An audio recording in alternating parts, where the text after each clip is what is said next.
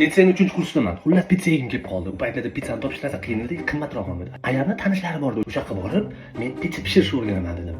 O'quv kursining nomi Ifatli kelin. Ya! 30 kishi o'qiydi. Bitta o'g'il bola va 29 ta qiz. Ya! O'qituvchimizdan har prikol qilib, xamirni solamiz, bu narsani qilamiz deb to'g'ri bir behuzdurdi. 29 ta qiz menga qaraydi. Men bechora hijolat. Pesovchini xamirini o'zgartishgan.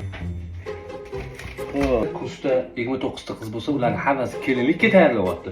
Men esa 30-chi o'tirib pizzani o'zimga pishirmoqchiman, lekin gapimga hech kim ishonmaydi. Ya! Uylangan davrim kelgan qizlar bilan uchrashuvga chiqaman-da, keyin ovqatlarni so'rayman. Nima ovqatlar pishirish bilasiz? Ular men deydi-da. Pizzani bilasizmi deyman, ular aytadi, "Yo'q" deydi, keyin men aytaman, "Men bilaman." Ya! Nimagadir o'sha paytda o'g'il bolalarni ovqatga o'qishi uyat hisoblangan. Men buni nima qilgan? Kuyib ketdi ozgina. Nima uchun? Yesa bo'ladi. Ifatli kelin o'quv markazi va meni kuyib ketgan pizzamga like bosib ketinglar.